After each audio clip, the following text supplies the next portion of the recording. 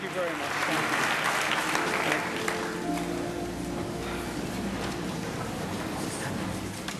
you. I feel good today, do you? Thank you. Reverend Washington, Presiding Elder Reverend Andrews, Governor Childs, Congressman and Mrs. Gibbons, our fine congressional candidate, Jim Davis. Welcome, sir. We're proud of you. Thank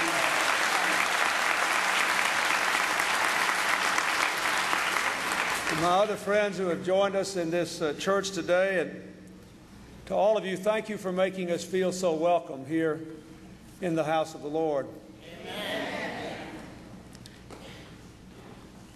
I was sort of tired when I came in, and I got into this music, and then we started singing about the little shack by the railroad track. And I said, a lot of us in this house of God have lived in a little shack by the railroad track. And we did have a good time. My grandfather used to joke with me that if we didn't have any better sense than to know we were poor, we could have a good time. And we're having a good time today.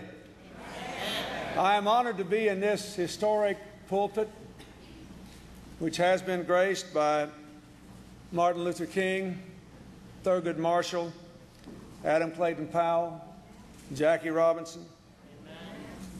I am humbled to be here, and I would like to say, first and foremost, I thank you, all of you, for giving me the chance to serve as the President of the greatest country in human history for the last 4 years. Thank you. Thank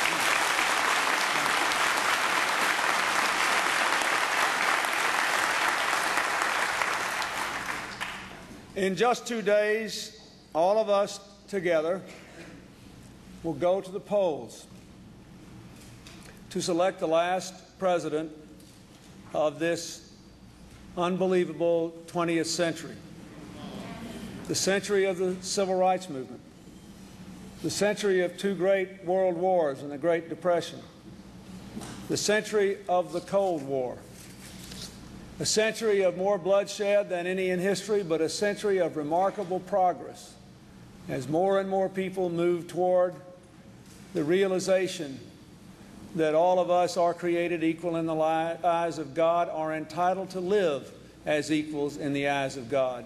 Amen. The masters of our fate save only in subjugation to our God. And with a vast new century stretching before us, we know that the world is changing in ways we cannot fully understand. Just think about all the changes you have seen here in your community in the last 4 or 5 years. Think about the changes technology is bringing in the way we work and live and relate to one another and the rest of the world. Think about how much more involved in the rest of the world we are today than ever before. We have a decision to make that goes way beyond the vote on Tuesday. And frankly, it goes way beyond Democrats and Republicans, way beyond even the choice for president. It goes far out into the future and deep into the human heart. We have to decide as a people how we're going to keep walking into that 21st century. And whether we will say to each other, you're on your own, or we're going to build a bridge together so that everyone has the tools to make the most of his or her own life.